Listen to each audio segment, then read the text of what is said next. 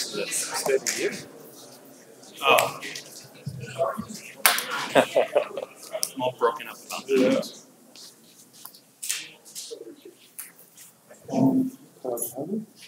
I'd like to call this meeting to order. John, would you please say the pledge?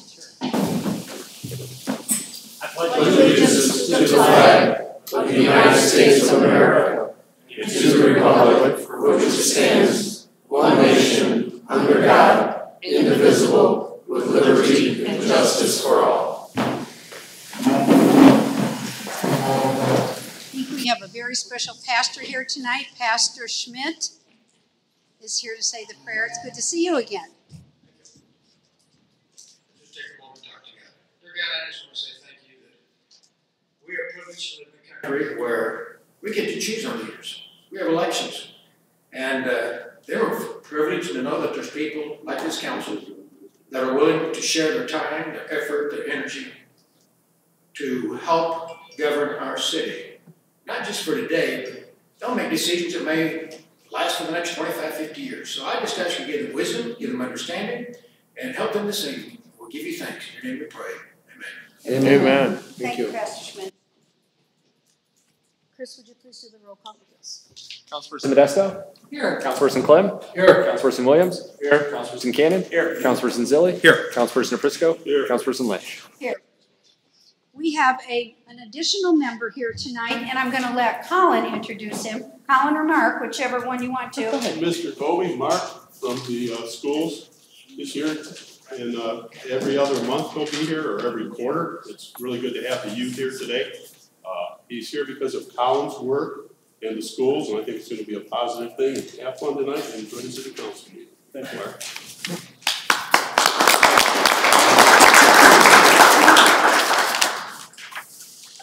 Has everybody looked at the minutes? Make a motion. Second. We have a motion and a second. Any discussion? If not, all in favor signify by saying aye. Aye. Motion carries. I do not think there's any communication, correspondence, or announcements, so we will move on to reception of petitions, which I don't think we have any. Clerk Treasurer's report. Just a brief little kind of highlight. We recently renegotiated our contract with Horizon Bank, who is our depository for all of our city accounts, and changed our interest rate, which seems like a minor thing, except our interest earned went from approximately $10,000 a year to about $120,000 a year across all of our city accounts. So that's a pretty significant increase in revenue.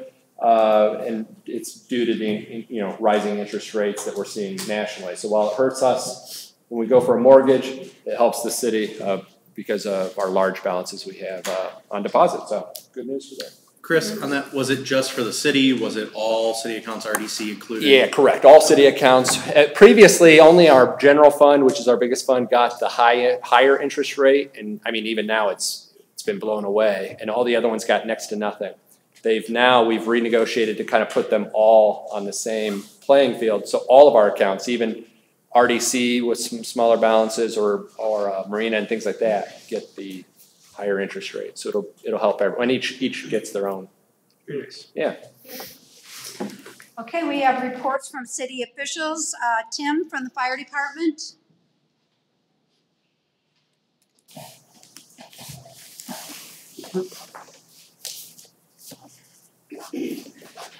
Good evening, everybody. Good evening. Thank you. First off, I'll just take one. Thank you, Chase.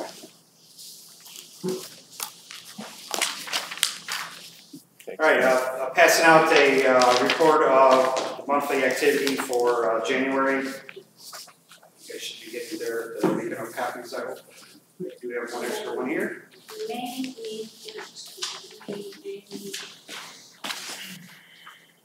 I don't purposely forget. No, that's okay. All right, so as you can see on the second page, we responded to a total of 354 incidents, 35 different incident types. About a usual month for us. Again, the majority of our calls are EMS-related calls. We did have a couple of fire-type incidents, numerous accidents with the the weather we had the past month. We also did, any questions on the report at all? No, thank you. Okay. We did have a couple of, this past week, everybody knows how bad the weather was with the extreme temperatures. We did end up calling in extra crews on about 3 of those days. Basically just making sure we staff plenty of apparatus in case we did get some pretty severe calls. Fortunately, it was pretty uneventful for us during the cold weather. I think everybody heeded everybody's advice and stayed indoors. After that, when the thaw came, we did start responding to numerous water main breaks, which ultimately ended up with Indiana American Water and the street department. But then we also did respond to, I think, about 8 or 10 water breaks inside residents and businesses at that time as well. So we did warm up. We did continue to be a little bit busy. Also wanted to thank we worked very closely with the Portage Police Department last week on a missing person report. Fortunately, we did locate that person. We did utilize a few different pieces of technology to help us locate that person. One of which was our robocall or automated call system. Immediately once we put that out, we started getting all kinds of phone calls into us and into dispatch. And I think about 10 minutes after that, we're now going to locate the person with the help of the police department. So also wanted to thank the Porter County Search and Rescue team for that as well. They came out and assisted us with that as well. So if it wasn't for them, it would have been a lot more difficult. They're really good at what they do. So. Great. Any questions? I have one. Excuse me. Are the calls down from last year? No, I don't think so. I think we're about the same pace. We do typically run trends where some months are kind of slower. And typically when we start getting the warmer weather, we'll start picking up on calls and things like that. But it's kind of hard to tell with only 1 month into it. So, but we will average probably somewhere between 45 and 4,500 calls a year. Okay. June, July, August, those are typically pretty busy calls or pretty busy months. October as well. So. All right. Okay. Thank you. Thank you, Tim, for your work and your women. Thank you. Thank you, Tim.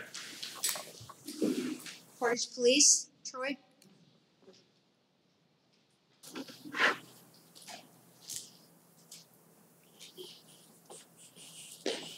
Good evening, how are we doing? Okay. Outstanding. I think I sent you this earlier, but at least a couple weeks ago, our crime report. So for 2018, crime dropped 11.14%. Violent crime dropped 33.68%. Of the 5 years our administrative team's been in place, 7 years, 5 have dropped. There have been 5 years worth of drops. The 7 years total, in the last 27 years, we have the top 7 lowest crime numbers in these last 7 years. So I think that's pretty impressive by the department. Crashes were down, DUIs were down, crashes with injuries were down. Some notable highlights came the murder conviction of Kevin Campbell, the Terry Thomas killing. We have made an arrest, the accomplice in the Dante Singletary murder of Carl Griffith, and we got a break in the tip on the cold case, Jeremiah Higgins, from the apartments behind Strax, and made an arrest in that case. And Ms. Higgins, his mom, or Jeremiah's mom, came to the station the other day and met with the detectives and the department. It was a pretty moving event.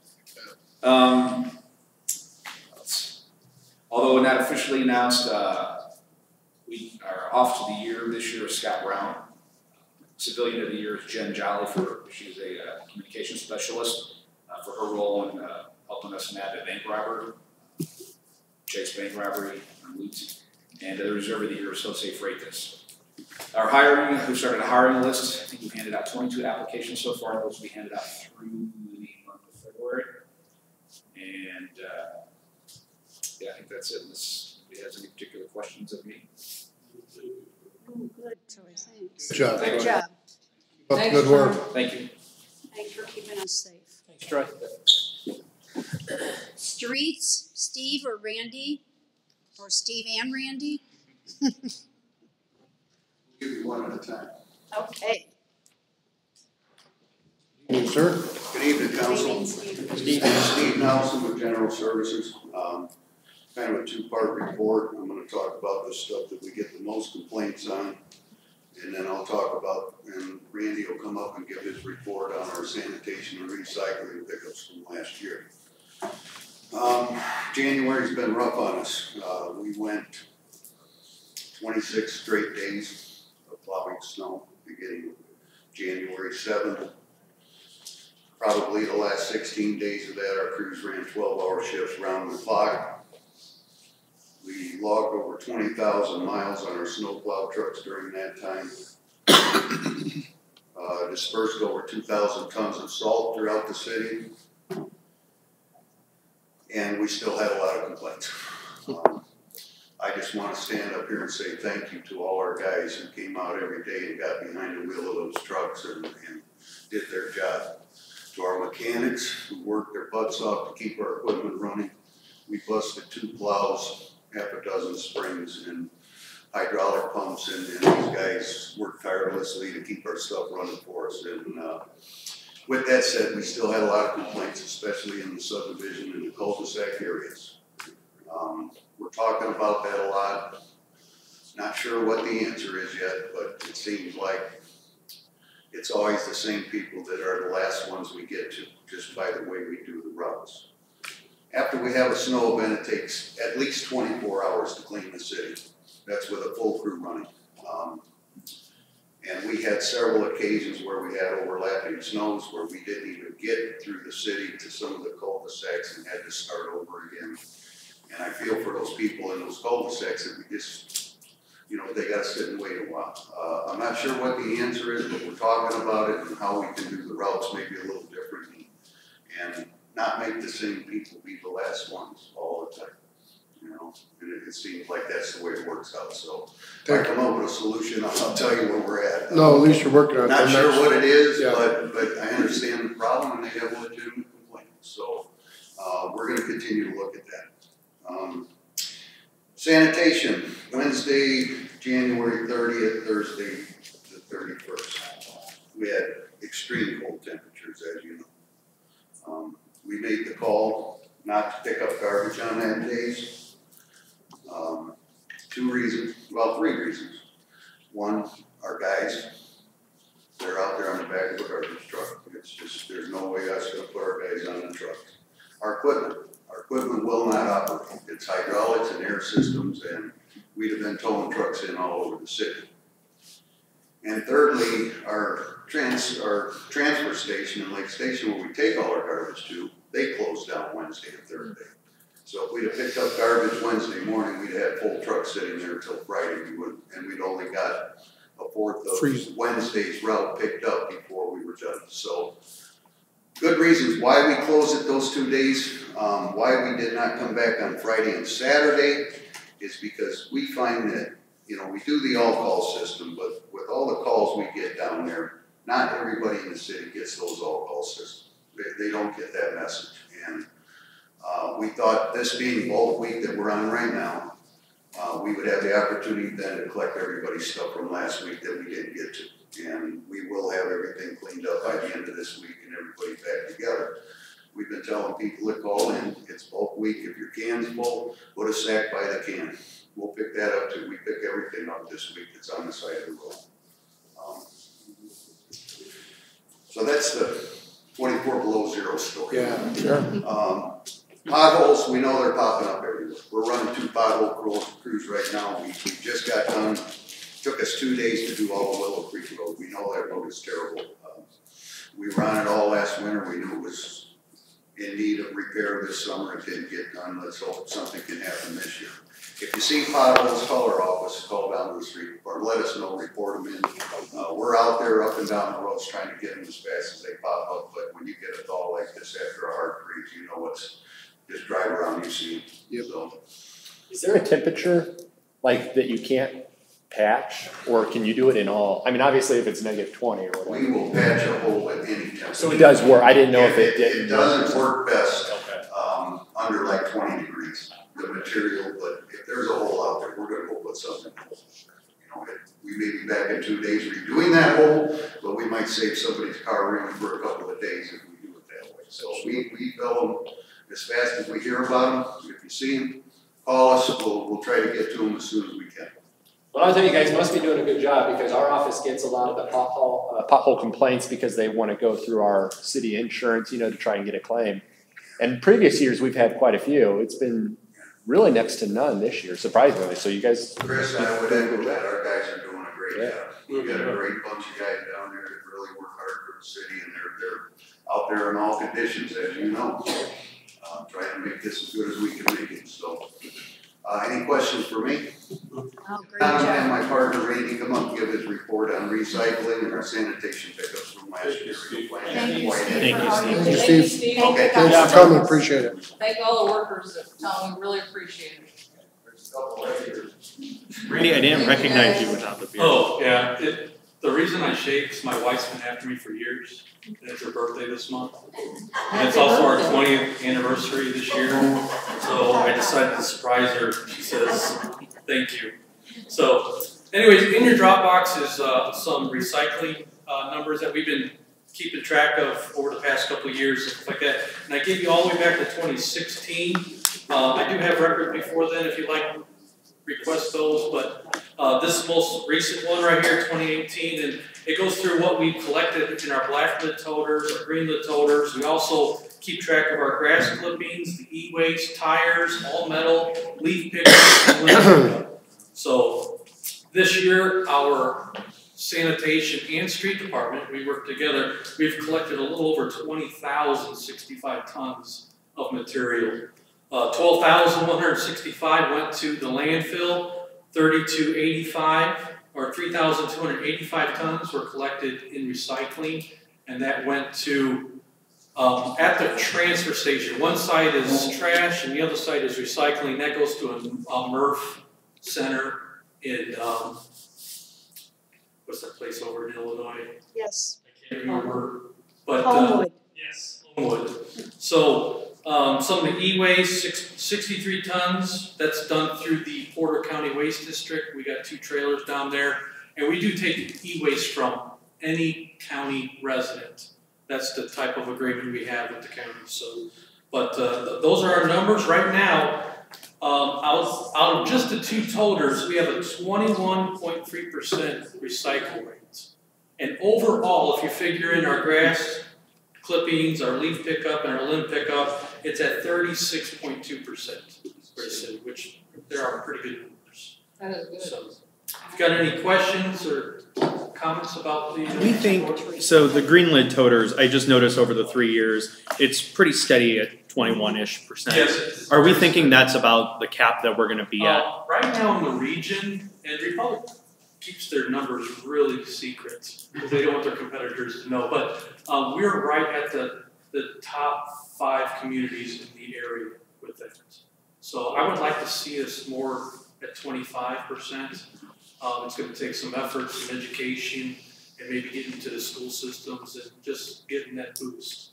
But I'd love to see that increase by a couple percent. Do we have maybe numbers on how many homes don't have green toters in the city?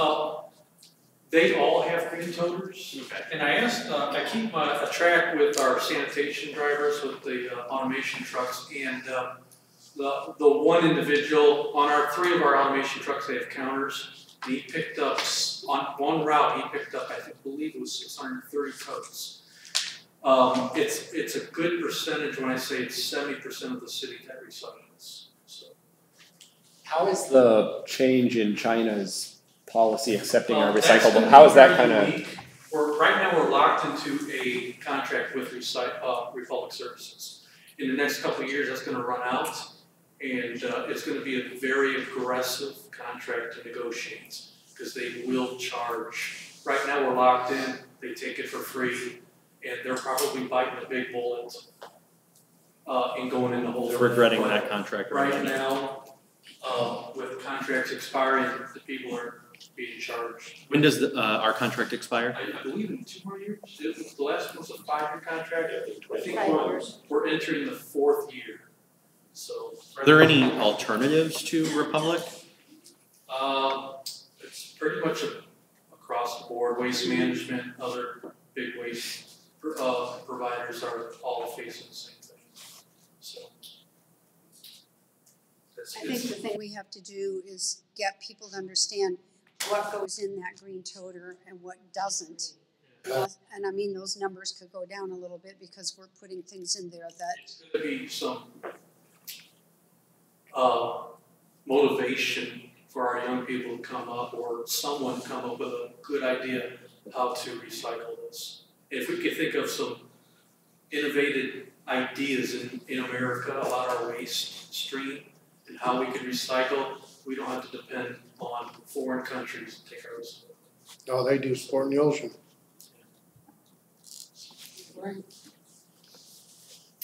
I have to say, though, that the county and Randy work very well together because I'm on the county board. And we work very hard with Portage to try to educate people and get them to know what can and can't go in there.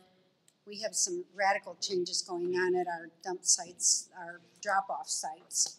Our compost site is going to be open to the public this spring, so people could bring material up there and also pick up. So. That's another cooperative agreement with the county and the city. The waste board, the county waste board is building a little facility out there, and we will staff that so that people bringing things to the compost site are not bringing things in that cannot be put in that compost. Because some people want to put their motor oil from their car or their lawnmowers and things into the grass clippings, and then it cannot be put out there at the compost site. So, Randy, I have a statistical question. I know that you may not be able to answer, but how many more households do we have to get on board to recycle to get that great green lid toter up to 20%? Do you have any idea how many more households as a goal that we could go figure out a program, an initiative to reach that by educating more residents? If it's 100 households I don't know about the percentage of what we could take that up. You can see some of the black lid toter tonnage has gone up a little bit since last year. That is added because of the new homes being built, and we're giving those homes a green lid and a black lid toter, and we're encouraging them to recycle. But the program is a volunteer program. It's not a mandatory. There's some states like California, it's mandatory to recycle, or they actually charge. They fine them, yeah. So, I mean, we don't want to go that route at all. We want to volunteer, we want people to get involved, and it's just education. It comes down to education. So if we could get 100% usage out of our recycling. So you say it's right around 70 now? It's about 70% of the city does use their green lid toters. I mean, I'm just looking at the numbers roughly. The black lid toter went up 300 tons, but green lid toter was flat at 3285, but the percentage went down. So, I mean, we have, 250 new homes probably in the city? That's correct. So we got more homes being built too, which is good. Well, I think the waste board is embarking on an education program too, which helps us. So the better we do at our education countywide, the more it helps Portage too. Yeah, there's people I've talked, they said, well, we just don't recycle. Why? Oh, it's just as easy to throw it in one container. So sometimes it's not even education. They know that recycling is beneficial, but it's just not ingrained in their habit and daily routine to do it. Children are big persuaders. Yeah. They are.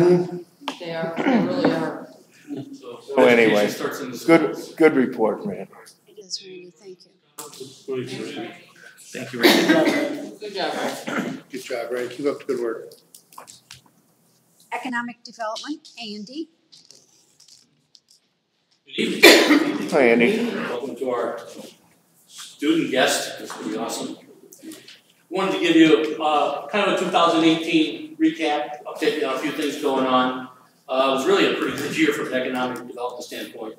You know, you kind of look at it, and I talk to people in other communities, and if you could land 1 or 2 companies in a year, feeling really good about yourself. We had 7 this year. And as you guys know, some of them have been up here. MCP USA opened up this year, started their operations. You know, they're ones that make plastic food containers for the airlines. Got a great operation. President Tuxedo opened up a big distribution center over in Ameriplex. Voestalpine, the ones who make the welding rods, has opened up. Camco is in the process of getting their equipment installed right now. They're the ones who make the seats for the Ford Explorers. I just was in their plant a couple of weeks ago. It's a pretty neat operation, but they got a lot of work to do yet. Their equipment's being built right now, their assembly lines. But they do have a core group of people working right now. Power Source is beginning their construction. Be Nutty is getting ready to get it open up there. Gelnex is going through that planning process now and getting their building up and running. So there's 7 companies, about 350 new jobs once they're all up fully running, which is pretty cool. So on that front, you know, Portage is still an attractive place for people. You know, it's because of the community. I always tell people when I'm talking to these companies, they always ask about workforce. We talk about, you know, the work ethic of the people of Portage. They've had it for generations. You know, the people here know how to work, and we've got good people, and that's always a selling point for them. And then, of course, the location. You know, the access, the highways. We have rail. We've got the international shipping port. There's an airport right down the street, which is becoming more and more prevalent with a lot of these companies. So that's been really good. On the commercial front, we've had a lot of businesses open up or they're under construction right now, such as this Tsunami Car Wash. The Dunkin' Donut building you see on Chrisman is starting to take shape. And they'll be opening soon. Holiday Inn Express finally was finished. Hooters opened up finally after years of knowing they were coming. They're finally opened it up and running. We saw the big major remodels of McDonald's and Kentucky Fried Chicken in our downtown. And we appreciate them. And we asked them, we contacted them and said, we need a better product down here. We're looking around other places and ours are looking shabby. And both of them responded and we put a big investment in to do that. And they have beautiful buildings now. Quaker Steak and Lube finally under new management cleaned up and good viable business there now. The Willow Creek Plaza, you see the remodel going on there and there's more of it to come into this summer. The county building under construction, if you've been out there, you see that. Pretty amazing. We broke ground on the $13 million North Shore Healthcare facility. A lot of you were there. That's a really exciting thing for us in that area. The Promenade, first 5 buildings were completed this year in 2018. Occupied. All the commercial space is filled. They have a waiting list. Believe it or not, people who want it in, and they're already now talking about some other opportunities with that. So you've got the chamber office in there. There's a hair salon, a dental office. There'll be 2 restaurants in there. So that's really exciting. So we'll see all that taking shape here soon. The other 4 buildings are well under construction, should be finished this year. And they already have many leases signed in those already. So that's been a huge success. The bad news, Lowe's closing down in Harbor. So just give you an update on both of those. Both caught us by surprise. Harbor certainly was a surprise. I mean, you wake up one morning, it's a lot full of cars, and you come the next day and you see them all being hauled away. I'm not comfortable commenting on what we hear has happened there. We have talked to them. I know they had a couple potential buyers in there.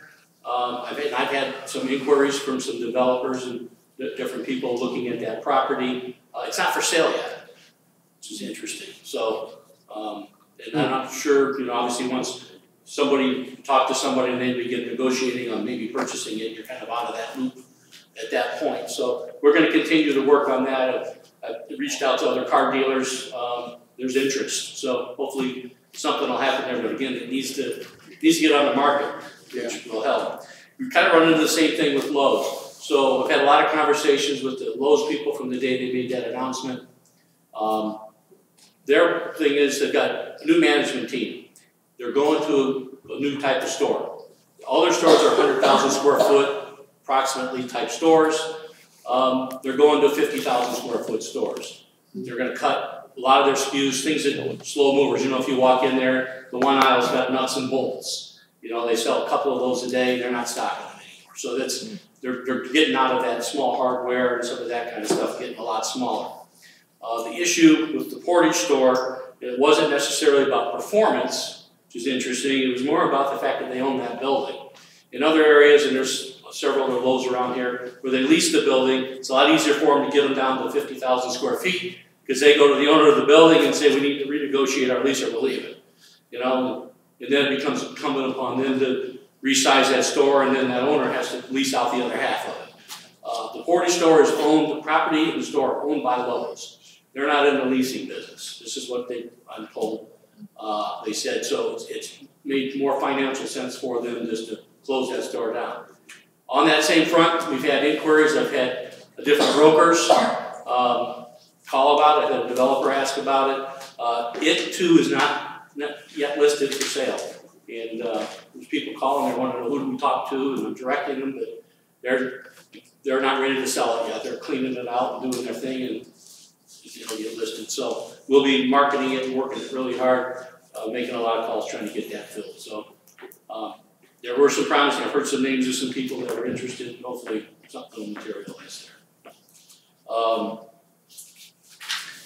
On the residential side, just to give you an update, we've got over 300 new single-family homes that are either under construction right now or in the planning process. You know, and that's on top of what we did this last year. It's going crazy. You know, Sterling Creek, D.R. Horton subdivision coming in, Cedar Creek's had additions, Hidden Waters had additions, Dunewood Trails, Cardinal Crossing. I mean, it's a boom in what's happening now with the residential part of it, which is a good thing. It means people they're interested, they want to come to Portage. And from talking to the realtors, it's pretty much across the board. Some of those new homes are people who live here or are trading up. Usually they're saying about a third of them are people from neighboring communities, and the other third are people coming from completely different areas that are coming into Portage or in building. There's still good value here. For a home, you can get a nice home at a good price. So that's been really exciting. So a lot of activity. We anticipate this year things are going to keep happening. I know that if you talk to Doug or Judy or Dina down the building department, they're just swamped with permits, issuing permits, and that's all good. It's all good. Our big challenge is we got to fill those empty spaces. There is some other interest in some other areas out there. I'll just tell you, nothing's finalized. At some point, we may be talking to you about it. Some other retail developments along Route 6 with some major name stores. So we're talking to those. Again, more to come on that. So anybody have any questions about anything you're curious about that I can answer? About Harbor Freight. Harbor Freight, yeah, thank you for bringing that up. That was in my notes. I missed that. Harbor Freight's under construction right now. They're located at the Portage Commons. They're right next to CJ Liquors and the dollar store there. They took out 2 store spaces. They're expanding. So their crews are out there working. So we anticipate hopefully sometime this spring they'll be ready to open up. That's going to be a great addition to that complex for sure. So thank you for bringing that up. Yeah, that's awesome. Thank you, Andy, for a nice report. Great Yes, report, thank you. Andy. Keep Thank up the you hard so work much. that you Thank do. you. Thank you. You do awesome. Park Department, I see Jenny's here.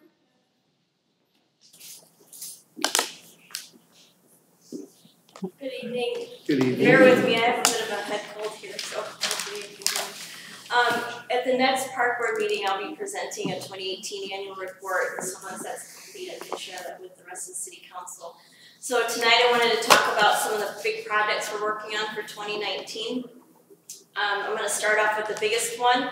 We are partnering up with the town of Burns Harbor and the town of Porter, as well as the Indian Dunes National Lake Shore, to submit a trail grant application to the Next Level Trails Fund.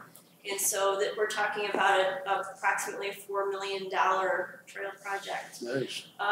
City of Portage in 2005 was actually the sponsor of the Marquette Plan. It's something that Congressman Visclosky was really big behind.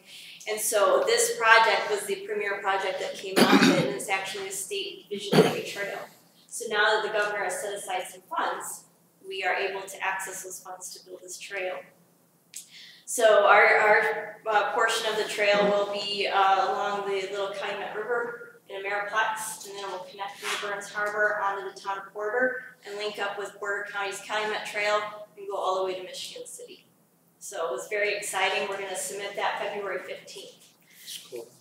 Also, this summer we received some funding through INDOT to install some wayfinding signage, and we're partnering with the town of Chesterton, so there'll be consistent trail signage on the Prairie du Lin Trail, and that's a $200,000 project that we'll be working on this summer.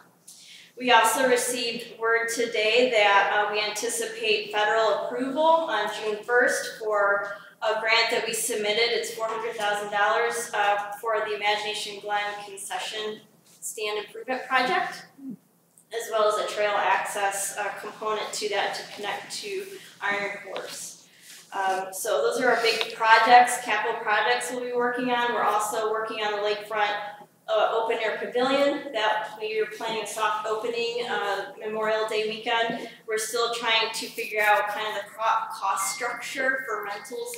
We do know that there's some interest in that, so again, that's going to be open this early summer. So those are capital projects. We're also working on some big plans, and the first one is the recreation impact fee. And you'll be seeing that. We're working with the Planning Commission, and Kurt has been a great help. Hopefully presenting that to you in April for your review and approval. We're just crunching some numbers right now and trying to find the appropriate fee for the projects that we'd like to see funded out of the impact fee. We're working on a Founders Square enhancement plan. After using Founders Square, we're learning more about how to best use it. And, we had some stumbling blocks there that we've encountered. So I think as we look at planning and improvement, this is really exciting as we craft our downtown. Working on the Dombey Lake Master Plan. We're all kind of curious of what's going to go on there. We're trying to investigate what we have available to us. And we're working on the master plan. We also started the Iron Horse Phase 3 trail plan, which again is another investment in the trails and City of Portage. Again, City of Portage is the leader in the state of Indiana on trails. Other than that, big events, Daddy-Daughter Dance is sold out. That's this Friday. We're partnering with the Chamber with the Fishing and Outdoor Show. It was at the high school, I believe, last year, so they're moving it here, and we're partnering with them on that. And then, as you know, soccer is a big deal, and March 1st, our youth soccer signups will open for spring. So other than that, working on maintaining the parks, and guys are working great, and buildings are great, and good. Rentals look up, and our participation's doing great. So if you have any questions, I'll be able to answer. Not at this time. Thank you. Great report, Jenny. Thank you. Thank you. Good job, Jenny.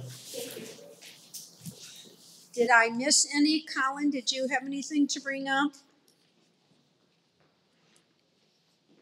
Hi, Colin. I will be brief here. Thanks for calling me up, Sue. I appreciate it.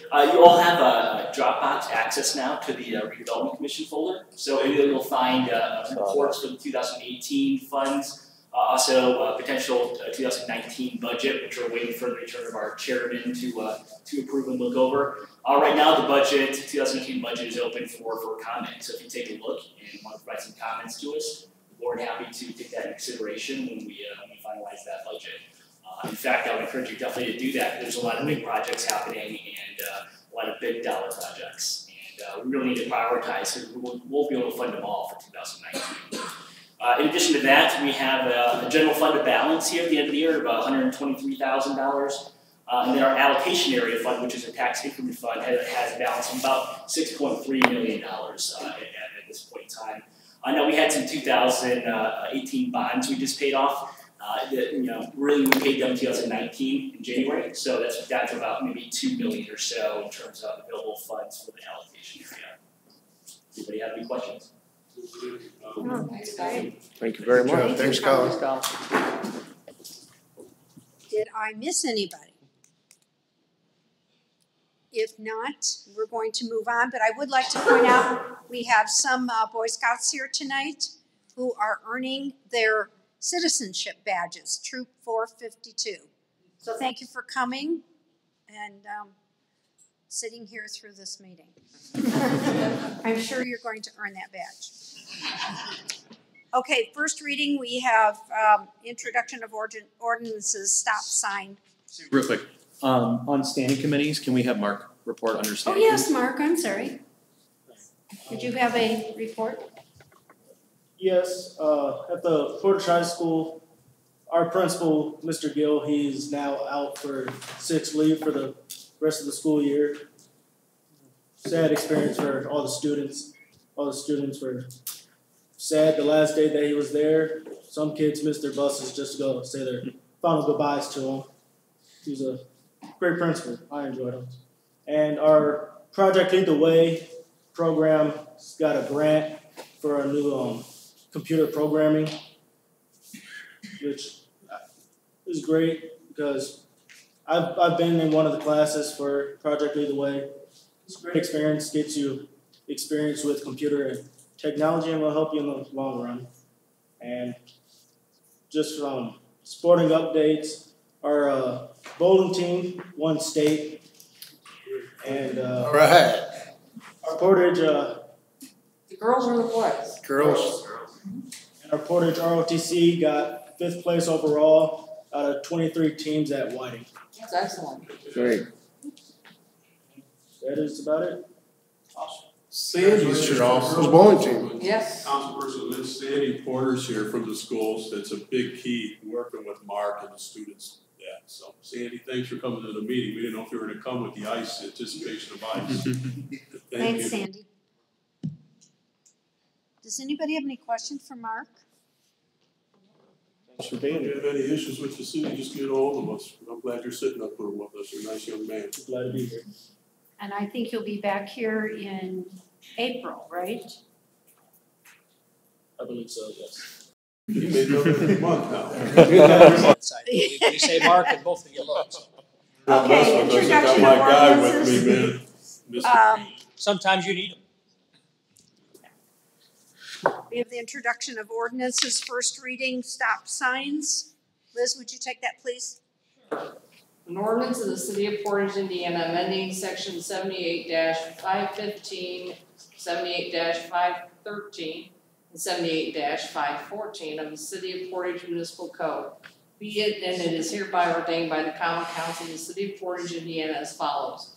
Ordinance amendment, section 78-512 shall be amended by adding the following stop signs to the list of stop signs approved by the Traffic Commission. I'll make a motion to approve this with, what is it? I'll make a motion to approve the ordinance as written. Motion and a second to adopt. Any discussion? If not, signify by saying aye. Aye. Save me a lot of writing. Okay, second item is schedule of fines. Colin, would you take that, please? Sure. Ordinance number 19 an ordinance of the city of Portage, Indiana, amending section 54-90 of the city of Portage Municipal Code. Let the record reflect this has been read in its entirety. Motion to suspend. Second. We have a motion and a second to suspend. All in favor, signify by saying aye. I make a motion to adopt. Second. A motion and a second to adopt. Is there any questions? Does anybody have any questions on this? Just, do we know which ones are increasing from this schedule that is in Dropbox? We don't know. Did John Soroki present this? So John is not here. Is everybody good with that? I'm good with it. I mean, none of them are. I was hoping he was gonna be here today, but he had eye surgery yesterday to explain some of these things. We can either wait, table it for next month, or just go ahead and pass it. John's presented everything here, so. If anyone has any questions, we can table it until John's present. I talked to John about it, and Councilman Clem was asking John about it, and I don't have a problem with it. It should be the ordinance committee chair. I think we need to pass it. Okay. Thank you. Chris, would you call the roll, please? Councilperson Modesto? Yes. Councilperson Clem? Yes. Councilperson Williams? Yes. Councilperson Gann? Yes. Councilperson Zilli? Yes. Councilperson Lynch? Yes. Councilperson Prisco, sorry. Councilperson Prisco. Okay, we have compliance with. I am now, Councilperson Prisco. Yes. Yes, okay. We have compliance with code violations. Mark, would you take that, please?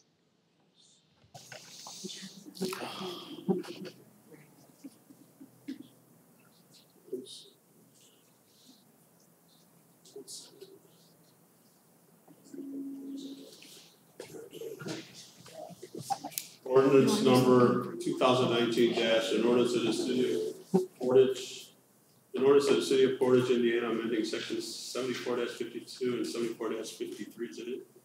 That's one, correct? Yeah, that's right. That's One. Okay. Yes. The City of Portage Municipal Code, be it and is hereby ordained by the Common Council of the City of Portage, Indiana as follows. Section 1, ordinance amendment of section 74-52. Section 74-52 shall be amended by deleting the section in its entirety and by adding the following new section. Any person who violates this division shall have 10 days following written notification of noncompliances in which to comply without fine or other penalty. Section 2, ordinance amendment of section 74-53, section 74-53 shall be amended by deleting the section in its entirety by adding the following new section. Any person who shall violate any provision of this division shall be punished by a fine $50 for the first offense and $100 for subsequent request. Let the record show that this was read in full. Motion to suspend. Second. We have a motion and a second to suspend. All in favor signify by saying aye. Aye. Motion to adopt. Second. Roll, can I ask for a roll call on that? Well, you want a roll call on the suspension? Okay. Chris, call a roll, please. Councilperson Clem? Yes. Councilperson Williams? Yes. Councilperson Cannon? No. Councilperson Zilli? Yes. Councilperson Prisco? Yes. Councilperson Lynch? Yes. Councilperson Modesto? Yes. So this will hold off till next month. Yeah, there's just some issues in the wording here, is my problem. I think we need to get it fixed, or we need to have Soroki talk to us a little bit about it. We're using the word like punished. You know, we're not a community that punishes its citizens, and that's nonsense. So whoever, those kind of things are just bothersome to me. So give us a month to get that straightened out. Okay.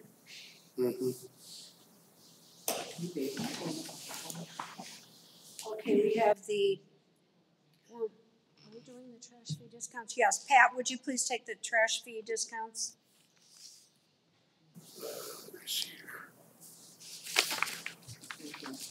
Yeah, I'll take a see it on this one. It's down at the bottom of the agenda. Garbage collection fees shall be assessed at each parcel of real estate building served in the city. Yeah, I can't read this, too small. Here, Pat, maybe this will help. Pat, oh, you got it? I got it, thank you. The garbage collection fee shall be assessed at each parcel of real estate in the building served in the city garbage collection service. The city garbage collection service shall serve each single-family resident unit, each duplex location within the city. In addition to city garbage collection service, fourplex municipal multifamily resident units. However, garbage will not be picked up from, and no fee will be charged to multifamily resident unit larger than fourplex. To the multiple family resident unit, which is in part of apartment complex, or from 2 or more fourplexes, which are adjacent to each other than which are owned by the same person or entity.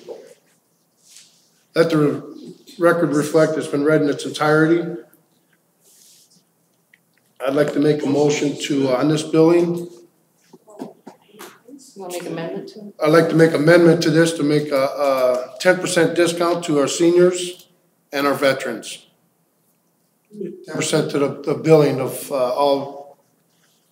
Chris, what is it at now? So right now, garbage, you get a $3 discount. Right. So instead of 15, it's 12 for seniors. So it's higher now than if we did 10%, right? It'd be 20% now, right? So Pat, did you submit this? Yes, is what it is what I'm asking is that we have seniors that live in homes that pay the garbage bill and they get 0 discount. Oh, is this what you were talking about after the meeting the renters? Yes. Over 65, as long as they can. Pat contacted me and I dropped the ball. Yeah, and I got Doesn't this have to be in the form of an ordinance, though? I would like Or to is see it it. just as a, I yeah, would definitely like to see this, Well, that's what was supposed to have been brought today as an ordinance. That's why I was confused when I was saying earlier, and I don't see it on the agenda as the ordinance. And this is just what you, I think John Soroki. I don't know who wrote this up. Soroki. This is just a It was in note. the email that John sent, you said I'd put it on the agenda, so no. that's where the confusion. So a question, if we get this in ordinance form for the next meeting, can we make it retroactive back to January 1st? Yeah. Yeah, why don't we do that, Pat, okay? Well, that's what I asked last month, and it didn't take place. I read this the other day. Yeah, It that's. doesn't have to say, you know? yeah. Yeah, let's go ahead and do that. Because Then then next month. we can make it retroactive, so it will. I make a motion, we do that tonight then. Tonight is what we should have voted on. The ordinance already exists. I'll make a motion to amend the existing ordinance that any renter that is a senior or veteran gets the discount. As long as they provide proof, like what it The says. the bill has to be in their name, of course. Yes. They're turned away right now from getting a discount because they're not owners of the home. But they are seniors and Kenny, what's your thoughts? Would that be okay if we went ahead and did something like that tonight? Yeah, as long as I we don't have get a the problem with language it. clear. If you were to type up the ordinance, so councilperson. If we get the language clear and everybody agrees to do it tonight, we can do it tonight. We just need it Let's out go later. for it then, I don't have a problem with it. As long as you get the ordinance in form for signatures. Did Someone explain to me exactly what this is again? So it's a Anyone with the- senior that has a lives bill. there but doesn't own. that lives in a residence in the city of Portage limits. That's a We want senior. them to get the same discount they're getting now, because it's higher than 10%. Just for the for the garbage, because we can't do utilities, because we're not. So And here's my question for you, Pat and Chris, is how do you? Present this to the mayor. There's Well- not a physical ordinance. But I think that's what Ken's saying, he's gonna draft it up based on what language gets I'll agreed. draft the language and send it to the mayor's office tomorrow. Yeah. So, That's fine, thank you. yeah, So I is that apologize. gonna be difficult to monitor that? I mean, if. No, so I think you added the magic language, Pat, as long as it says the bill Is is in in their this, the renter's name, because that's how we're able to track, like, if a different renter comes in and they're no longer a senior. Exactly. And so, because we're already tracking senior discounts and we already track renters, Okay. so Just combining not- that is not a problem. Exactly. Pat, I have a question. So are you also including disabled individuals or disabled American veterans as part of that same group? Yes. So you need to include that, Kenny, in your ordinance. Disabled American veterans. Yeah, he has it. Veterans, seniors, and disabled American veterans. Right. Not better. So all veterans or just disabled? A veteran's a veteran. I only ask because the existing ordinance, I think, is limited to disabled, so I just want to make sure he gets the right language. The disabled's already in, So right? you want to add Yes. veterans? We're adding veterans and seniors, All yeah. veterans and seniors. Yes, disabled's already in the ordinance. Correct. Yes. I'm adding veterans and seniors. So how do we vote on this? Make a motion to pass the amendment. We're clear on the language. Clear the language and Then you do the same thing, and it's retroactive to January 1st, correct? Yes. Is that what we're saying? What I'm asking is, do we have to suspend the rules Right, and then that's- do it? Did already. No. Yes. Yeah, I already Suspend made the the rules, motion we do to the same suspend thing as it. any ordinance that's read. Yeah, One point second, clarification, Chris, I believe that being a landlords are responsible for sewer and trash already. So how many seniors would we have, the owner's not responsible already to do trash? Say the question again, I'm sorry, how many? So the landlords right now are responsible for sewer and trash. So the renter may not be eligible because it's in the. We can do that too then. So Right, they're not eligible. Yeah. I think the renter right now, or the landlord right now can put the utility bill in the renter's name. That's a possibility. The problem that Pat identified is that, like a family member owns the home and but the person living there is a senior citizen or. the bill's in their name, but because the current ordinance says the property has to be in their name. So really, the way it should sound is that any senior or veteran that has a bill in their name gets a discount. Right. Just leave it that simple. As long as they live at the residence. That's to live there. We're gonna keep the discount the same. Yeah, $3, the $3. Yeah. Alright, So we need a motion to suspend, correct? That's really good. We Make a motion did to that. So we did that already? Okay. Pat made a motion to amend the ordinance. Well, I don't have a motion. We didn't vote on a motion to suspend. I make a motion to suspend. Okay. I second. Now Mark made a now we have a to motion and suspend. second to suspend. I second. Okay, we have a motion to suspend. All in favor? Well, John, you want to do the roll call? I think we should on these. Okay. Councilperson Williams? Yes. Councilperson Cannon? Yes. Councilperson Zilli? Yes. Councilperson Prisco? Yes. Councilperson Lynch? Yes. Councilperson Modesto? Yes. Councilperson Glenn? Yes. Motion to adopt. Motion. We have a motion and a second. Any further discussion? You wanna read that back, what we're gonna be putting in there? Absolutely. So we are adding to the current garbage discount rate, seniors and veterans who live in a unit and the bill is in their name, they do not necessarily have to own it. And that is being retroactive to January 1st, 2019. How'd I do? Correct. On the retroactive thing, you'll be able to go back and refund the discount for January, right? We will do that, yes. It'll be a it challenge. won't be on the bill that comes out, because you'll get a bill later this week. So they'll just get a lower bill in March, April. Yeah. So they will have to come in and apply for it, basically. Anyone new will have to apply for it, yeah. But anyone existing, just to clarify, so anyone who's already getting, so anyone new, I guess the question is, how far Got it. How far are we keeping open the retroactive window? You know what I'm saying? Like if they come in December and sign up, are we doing it retroactive to January 1, or is there some? Well, I think we should, yeah. Just because they don't get wind of it until, they may not get newspapers and don't get wind of it for 2 months, 3 months. You can put on their bill, Chris, when you send your bill out, whatever you do, you can put that on there, this new ordinance, maybe they can read that. Yeah, on the next bill. So Except they won't. The problem is they're not getting it. They're not getting the bill. Yeah. Yeah. So. Well, it should be. It's in there. Do they pay? Do many of them pay online?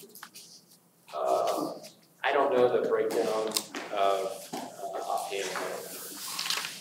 Well, I meant, if they come in, you can. Yeah, certainly they come in. At the counter, you can talk to them, but if they get a bill. Not to be harsh, but as soon as they apply, then we would go from that date forward with the discount, I would think. It'd be very hard to go back, to your point, Chris, we would go back and retro for 12 months if they sign up next December, they lived there for 20 years, we can't. When I suggested the retroactive, I was suggesting it thinking we weren't going to be able to vote on it tonight, just to be clear. Because we didn't have a physical ordinance, but if we can vote on it, then we wouldn't have done it retroactively if we had an ordinance in front of us. So. Just put it to where it's fair for everyone. Yeah. Just make it to where, from the point you sign up. No retroactive. Okay, scratch that part. Okay. I'm also concerned about some people are on a fixed income that may be even lower than a senior's that's on disability. I'm a little concerned, but I know some people that are barely making ends meet that are on disability because of cuts and different things. So I'm concerned we're leaving somebody out in that list. I'm not sure who exactly would be, but there's disabled. I think they're getting that now, aren't they? Disability. I don't know if they're in there now. So the current ordinance says a disabled person or a disabled American veteran may apply for the disabled person's discount. Okay. Is that the same discount of $3? So it's in the. It's already existing, yeah. We're just adding. But we're gonna delete a disabled American veteran and it'll just be American veteran. Correct. All right. That's what happens when it doesn't go to ordinance committee. We argue it. Any further discussion? If not, Chris, call the roll, please. Okay. Councilperson Cannon. Yes. Councilperson Zilli? Yes. Councilperson Prisco? Yes. Councilperson Lynch? Yes. Councilperson Modesto? Yes. Councilperson Glenn? Yes. Councilperson Williams? Yes. Okay, we have the rezoning of Cedar Creek. John, would you take that, please? Understand Yes, what ma'am. that That is Just a in note. there. That's the ordinance you want? Yes. All right. An amendment, an ordinance of the City of Portage, Indiana, amending Chapter 90, Article 5 of the City of Portage Municipal Code entitled Zoning Map. Be it and hereby ordained by the Common Council of the City of Portage as follows. Section 1, this ordinance shall amend Chapter 90, Article 5 of the City Municipal Code and accompanying zoning map in the following manner. Let the record show this has been read in its entirety and move to suspend. It's a motion to adopt, it's a zoning. Yeah. I'll make a motion to adopt. I'm sorry, get confused on that. We have a motion and a second. Is there anyone here to speak on the rezoning? Kurt, would you like to speak on that?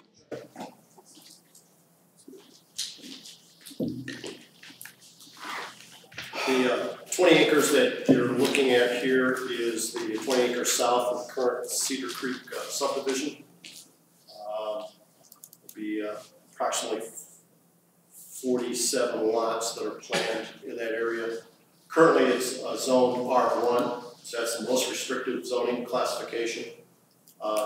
R2 classification is basically our base zoning ordinance, 80-foot lots. What they're proposing here is probably lots that are about 85 or 86 feet wide. So there are going to be larger lots. So this is the first step to rezone this to R2. Then the petitioner will come in with a primary plat application, public hearing and plan commission at that time. And then we'll see that secondary plat. Quick, go ahead. I'd like to add to it, I'm on the plan commission, and when they came before the plan commission, it was unanimous to approve the change from R1 to R2. Yes. I just have a question. They're planning a second entrance off of 149, right? Yes. That's correct. That's correct. There's a history about that area, but we are going to have a second entrance. How many homes? I'm sorry, I think you said, but I may have. I think it's about 47, I think. Yeah, I think there's 47 on this. Do you know who's developed? Is it Todd Gore Homes developing it? Yes. This is kind of fluid.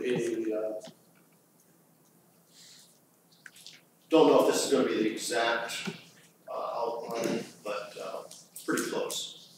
And what about with drainage over in that area? What do you know what they're planning already, or do you have some idea? Probably in the do you have your little chart there? Yeah, I have a little chart. Right in the front, there's going to be a retention pond. Okay. Outlet. It's going to be, the outlet. It's going to be a dry retention pond. It's going to soak up any type of runoff very fast. So that outlot B that you see is that planned area.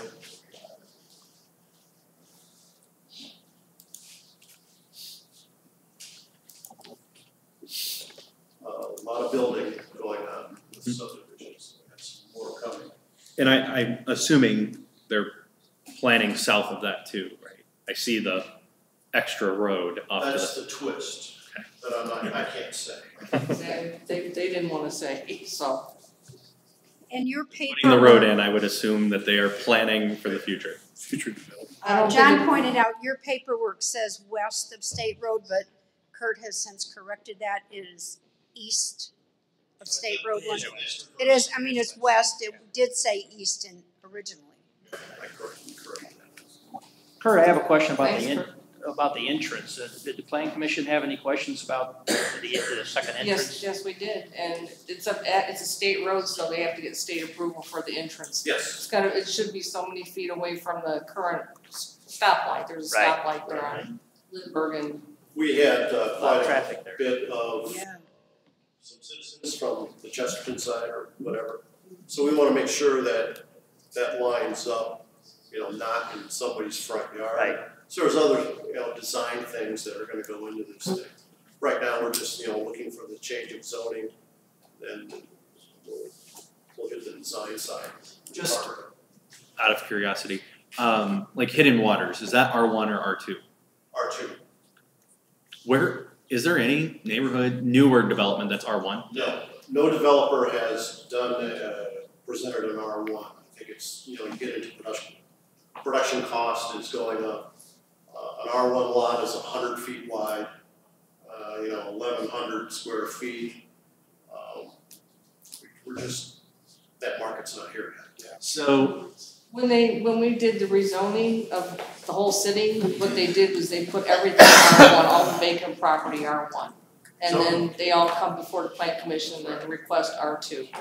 When you see the undeveloped property lines, some of it's R2 depending on if it's budding, but a lot of it's R1. The Hatala property on 6 is all R1, so we want to see a development, come in to make that change. So that's our most restricted. That's the heaviest hammer we can have. So the philosophy is leave it at R1 and make them come for a change. Okay. Because then you can dictate a few things. We can plan. Plan, I like that word. Is there any further discussion? Any more questions for Kurt? Call the roll, please. Councilperson Zilli. Yes. Councilperson Naprisco. Yes. Councilperson Lynch. Yes. Councilperson Modesto. Yes. Councilperson Flynn. Yes. Councilperson Williams. Yes. Councilperson Keating. Yes. Thanks, Thank you, Kurt. Thank you, Kurt. That was very helpful. Introduction of resolutions. I do not believe we have any. Unfinished business. We have none. New business. 2019 membership list. Everybody has a copy of that in their Dropbox. I'll make a motion to approve the membership list. Second. I know that Mark, you had questions on Well, that. I just thought last month we were gonna get some associated costs with all of these, like, I don't know what we're paying the Chamber of Commerce this year, when you look at some of these, and I know the fire department, police have a lot more going on, but if you look at the street department, they only have one item. If you look at the park department, they have 2. I just really thought we were gonna get a cost of all these, just to look at them. I don't know if we ever have. I mean, what's Do you have a general? general idea of what these? Yeah, I mean, so these all are coming out of the department individual budgets, so it's hard to kind of gauge that. And then not all of these are like January renewals, Right. so it comes up throughout the year. I could have Diane go back and like take 2018, for example, and see what it was cost. Don't mind looking at those, I'm fine with this, I guess. Most of them honestly are $200, $300. The bigger ones are like National League of Cities, IACT, which is now AIM, and some of those. But the rest of these are typically just a couple $100 a piece. But yeah, I'll have Diane go back and pull 2018. Go back and get that if she can send it to the full council. As I recall, Mark, though, we pared this down a couple years ago. We did. Way down. We did. So I think that we did talk to the department heads about shaving off some of the unnecessary ones. Chris, I have a question, like Sam's Club, several of the departments is that individual department memberships, or is it just one fee that we pay and then those departments have access to Sam's Club? So that's a good question. I don't know that 100% off the top of my head. I think the only 2 that are actually buying from Sam's are Park and Marina. Yeah, that's all I see. And I don't know how Sam's fee structure works if there's, I don't know if there's like a global rate for the whole, city government, or if it's by an individual department, or how that is, so. Probably doesn't amount to a lot. It's just, we shouldn't be paying multiple fees if it's a city entity. I don't know how many names Sam's would put how many names they would actually put on in for a membership, I think there's a limit too, but if there's only 2, maybe they can combine it. Right. No. Yeah, the struggle we've had with the departments is, it's not always the same person going to buy, so they've got to have like 10 or 12 people on the list, because you just never know who's going out there. And so, again, I think the Sam's Club, Jenny, correct me if I'm wrong, is $45 or $50 or something. 50 for the year. Yeah. So Jenny, is that just limited to park people, or so then when we go to the marina, it's only marina people, that other departments in the city can't use the parks. Okay.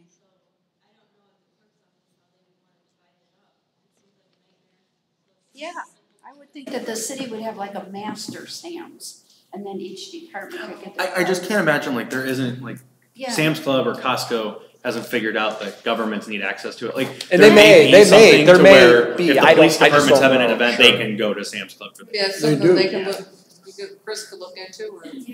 They do. Hey, Jenny, another question on that. Do we just have like the membership card in the safe somewhere and you hand it to the employee? And the employee goes to Sam's Club, gets the, or do we have 10 cards? How's that? No, it's one card. One card? Yeah. And that's kept? You have to have a permission authority to do it, so. And we do it. Because on the back of the card, they have your picture. How does that work? That's Costco. Okay. Yeah.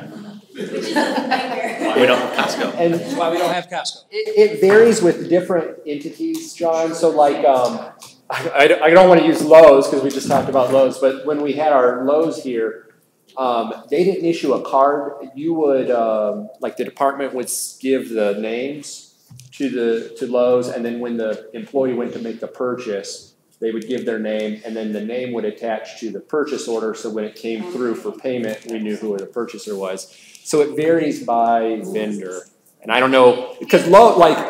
They're assigned to specific people. Yeah. So let me read through. Okay, that's what Sam's does have a picture on it.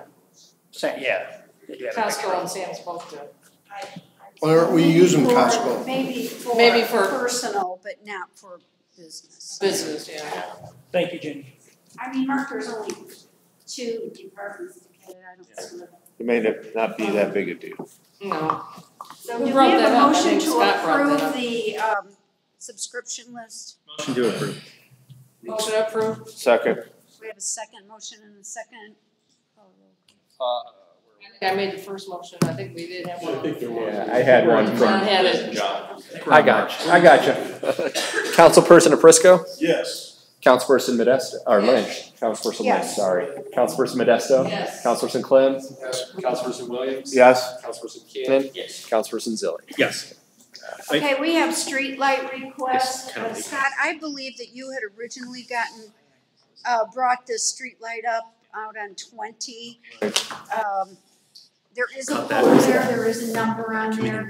Somehow that fell through the cracks, so I am actually applying for that street light again. That's fine. All the paperwork is done, we just need to vote on the street lights, so. Make a motion to approve the street light on Route 20 that is near the, 1969 Union Hall.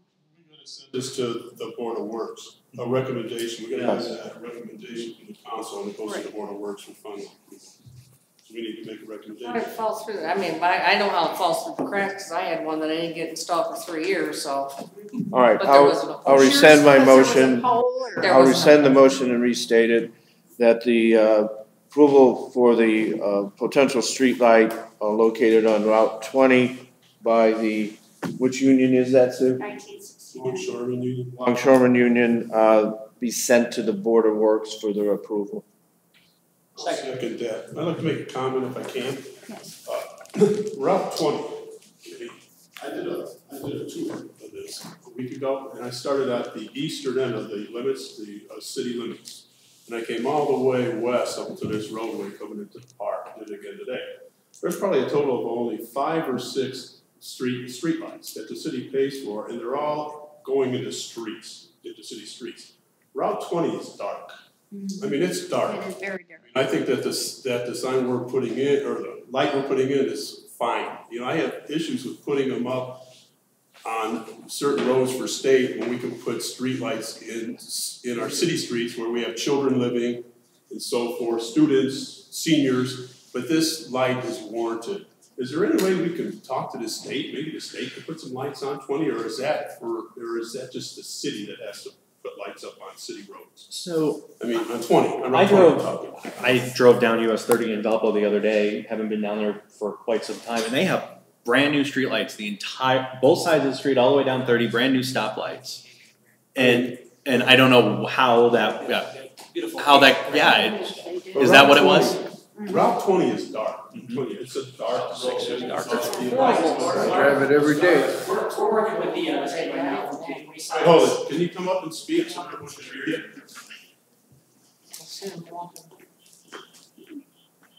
We're working with NDOT right now regarding gateway signage on US 20 and on the US 12 corridor. I think as part of that discussion, we could probably wrap in a discussion of lights as well.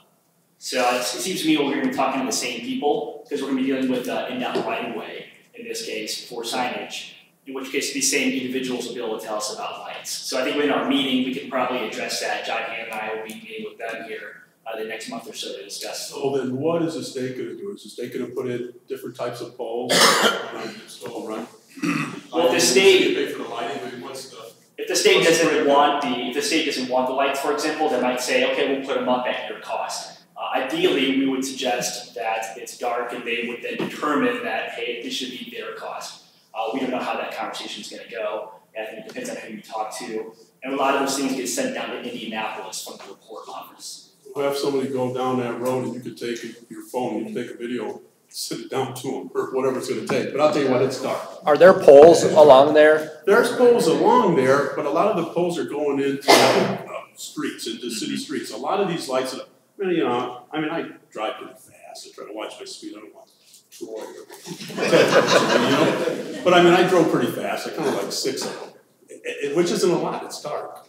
Something needs to happen, and I'm glad you've got this project going. I mean, it needs it. When we did the US 20 corridor study that Arbin Marsh did, is there a streetlight component in there that we could kind of... Here, NDOT? Yeah. Absolutely. I'll take a look at that. Katie and I were just doing that plan recently for some expansions that are happening up there on the north side of town. It's becoming quite handy to shed. It explains in the plan where future roads should go. These are documents that we don't take for granted. I'll check and see if there's lights in there. There's a whole landscaping plan in there and a gateway sign plan. So I don't see why there wouldn't be lights. So that clearing, where they're clearing all that brush up there on 20, is something going in there? On which side? It's on the north side, almost across from if you come out of Willow Creek and go east, it's right there on the left-hand side. Right, where that restaurant used to be. In a case where a private developer is cleared the property for making it more attractive for future development. By drifters, right next to drifters. Then all the more reason to have proper lighting out there. Agreed. I think the Route 20 corridor is changing. If you drive there, you'll see for sale signs all over the corridor. In fact, the RDC owns 15 acres right on Route 20 on the right. So there's a lot happening out there. I think a light plan is something we need to look at to preempt any potential accidents as we've all discussed. Now Maverick lights it up pretty good between like Zip Foods and Willow Creek, so but the other side is completely dark. Just where on the Scott had a question too. Since we're talking about the US 20 corridor, I'd like in your discussions with NDOT to enter in some discussion about 2 potential stoplights. One is coming out of that Bass Pro Jensen Road and US 20. At times, particularly in peak commute times, it's extremely difficult and very hazardous to be heading south on Jensen and to make a left-hand turn going east on 20. That is an accident waiting to happen. A lot of people working. The other location is down at Old Porter Road, where Old Porter goes into Jellystone. That is another potential, accident waiting to happen. We have a lot of people get impatient.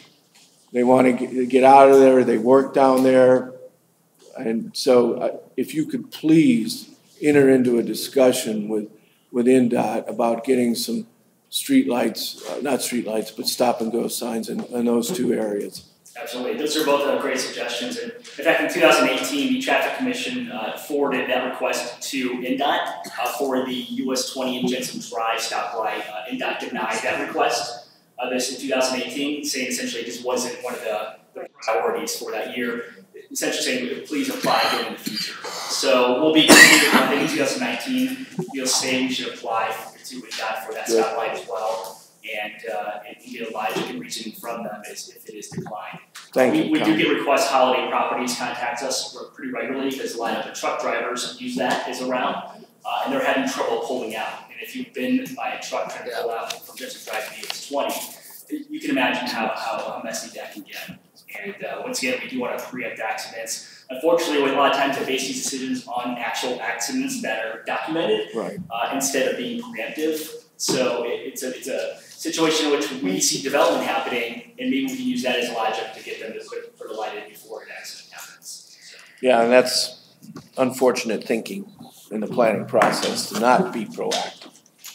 Well, I'll keep you guys posted on all we just discussed. Real quick, speaking of stoplights on 20 and 249, I've probably had 4 or 5 complaints that the timing on the light is horrible. I don't know if they fixed it lately, but when you are going northbound from 249, you get maybe 3 or 4 cars through and it changes. And it's horrible timing going through there. I've had probably 4 or 5 complaints. So maybe in your discussions with NDOT, bring that up as well to look at the timing of that light. I think that I noticed the same issue, and yeah, we'll definitely add that to the list for discussion. I also drive through it every day, so I'm well aware of the timing of that light. And not to beat the street light issue to death, but on new development, so like when we just had the Holiday Inn Express come in, is there any requirement for them to put up any street lights, like in front of their new building or anything? Sir, do we have that as a requirement as part of the site plan? Normally it's part of the site plan, usually the light on the plan is generally sufficient. The problem is it's in the NDOT right of way. Ah, okay. So you rely on site lighting as much as possible. Yeah, that makes sense. Like what Maverick did. Right. Thank you, Colin. Thanks, Colin. Notice to taxpayers.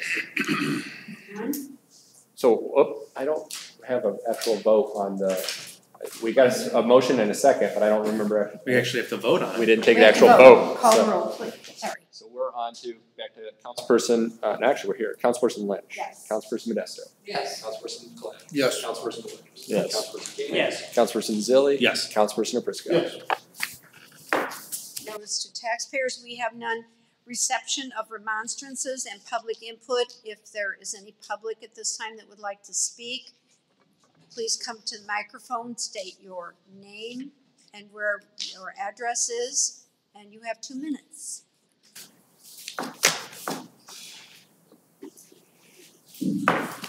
evening. Good evening. Good evening. My name is Beto Barrera and I live at 2961 on Fern Street. Fern Street, which needs paving real bad. Guys. I got you. I just make some notes here. In reference to the new development, the commercial and the housing developments, I'm somewhat concerned about compliance with access for disability access under the ADA and under the Fair House Development Act, certain requirements. I had stopped by Founder Squares and I found possible violations of ADAG or the American with Disabilities Act guidelines in reference to curb cuts and in reference to accessible parking spaces. So we're very concerned about that and wondering also what kind of process is there to review or to inspect the accessibility requirements, not only at the permit process, but also on site. If there is some type of a process and where inspectors go to inspect plumbing and electricity foundations, would there be also an inclusion also of accessibility requirements? And that's a concern. And the other one, and well, my good friend, Reverend Cooper, myself, and I'm sure that many many other people are wondering if we're gonna see your mayor anytime again in these settings again. So I don't know if you all know anything or anybody want to comment on that, which I doubt it. There's really not a comment. There's really not a comment on any of that right now. You know? Pardon me? There's really not a comment on any of that right now by anybody up on the city council. You know? Because all we know is what we read in the paper. I would say that's a good assessment. Just wondering. Thank you very much. You're welcome. Thank you, bro. So who was wondering? You were Reverend Coop. Just on the ADA compliance, Kurt, is that, maybe you know, is it part of the occupancy permit process? Yeah, I mean, when we go to spots, we look at the ADA and particularly Founder Square, there was a couple things that needed to be corrected. It was spotted at the inspection. And it was corrected, right? Yes. So we say that there is on-site inspections and on-site inspections for that includes also accessibility requirements. We inspected privacy of the. So when they give a certificate of occupancy, that's part of the inspection process. Before occupancy. So every building in the city, before a business can start doing business or you can occupy your home, you have to have a certificate of occupancy. That's part of the process. Okay, I understand that, but if we catch violations before we finish, it would be much better be done before occupancy. Yes. So if we can include this type of inspection on site during the development process, I think we can catch if any violations, if there's any. Who does that, Kurt? Who makes sure that our ADA curbs and everything are in compliance? Sandy is the ADA inspector. Whenever we go out for any site inspection, Sandy, myself, Doug Sweet, building commissioner, certainly they're inspecting the internals with all the, make sure the ADA is properly done. We've had certainly a lot of retrofitting of certain buildings. Not every building's ADA accessible.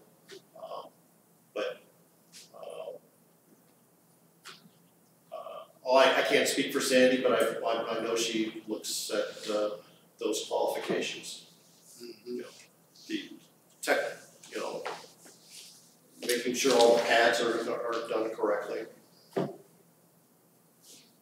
So at a park, there's a requirement to have X amount of parking spaces for disability. Yes. And that's in compliance throughout our parks. Correct. Yeah, she's done an inspection for our 5-year master plan, and then in that master plan is also a grievance process that's established within the city, and forms to fill out and whatnot, at least for the purpose. So that's where we use. As an example, Harbor Freight's going in. Well, that's a retrofit of a building. Correct. And in that building used to be a dialysis place. They're no longer there. There was a curb cut that was created for a drop-off. Well, in the design for Harbor Freight, we asked them, hey, you don't need that drop-off. Create the sidewalk as the rest of the subdivision, and then have an ADA accessible ramp from the driveway, to the site. If you look down the site, you'll see ADA ramps that are like going into the parking lot. Well, that's old design. I mean, that place has been there for a long time. So we're retrofitting these things to our new standards. Is there anyone else who would like to make a public comment?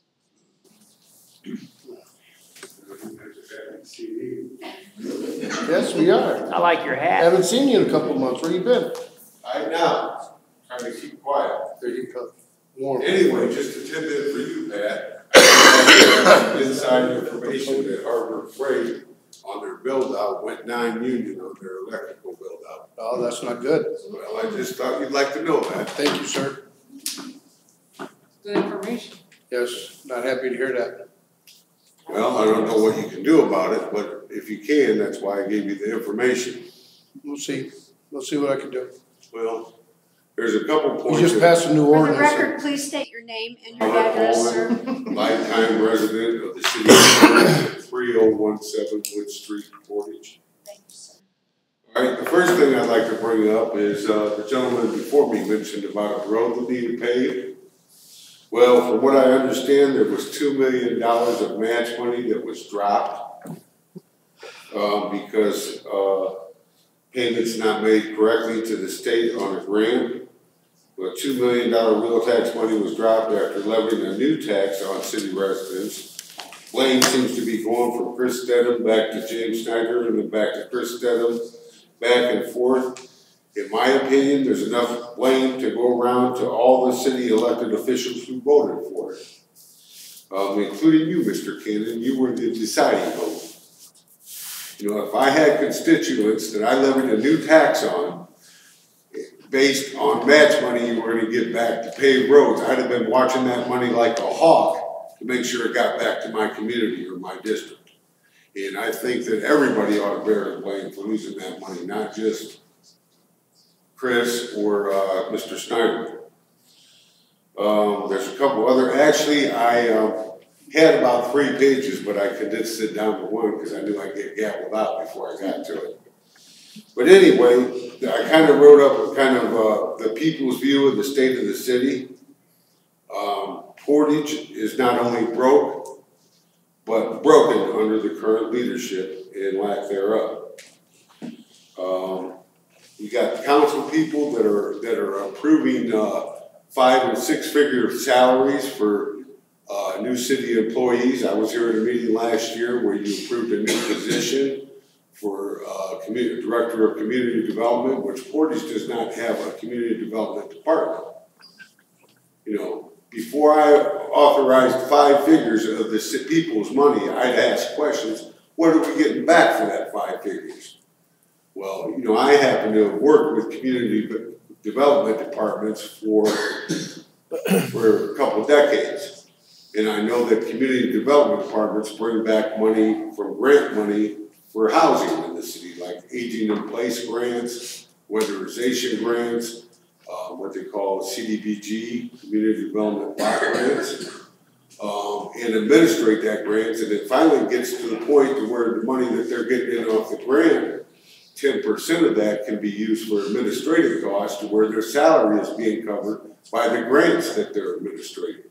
So absolutely, you guys approved on almost $70,000 a year salary last year without asking a single question. So as far as I'm concerned, that money was squandered, just like that $2 million of that match money. And the other thing I've got on here about is the hundreds of thousands of dollars that were spent to squabble over control of the Utility Service Bureau. Let's just spend it like it's water. If it goes away, we'll just get more. That's the way I feel you guys look at it. If it's gone, we'll just get more, so what?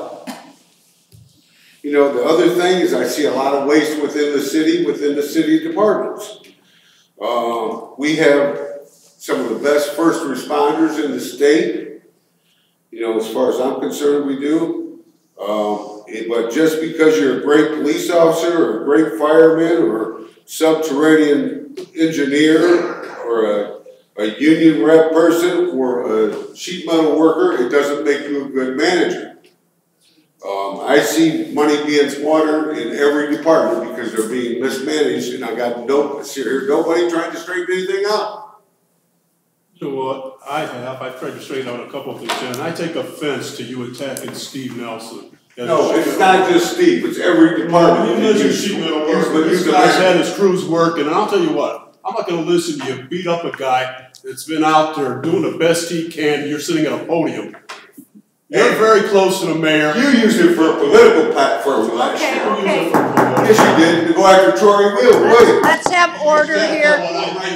Gentlemen, Right, there's a big difference. thank you for your comments, sir. We appreciate it. Well, I'll be back probably next month and the next month after, but as far as I'm concerned, all you people that are looking to get reelected, you aren't fit to run our great city. Thank you. Thank you for your comments. Filing's open until Friday. Yep. At noon. Is there anyone else who would like to make a comment? Hey, Sue, what I'd like to say, are you done? Are you finished? Can I make a comment? Is there a way maybe this month or next month, me and you had talked and we could finish up the deal with the parks? Me, you, and Liz sat on that about a month and a half ago. I think we're finished with that. I talked to Attorney Elwood, correct, Kenny? You have all the information? I've still not heard a response from Justin Gamble. But how long has that been?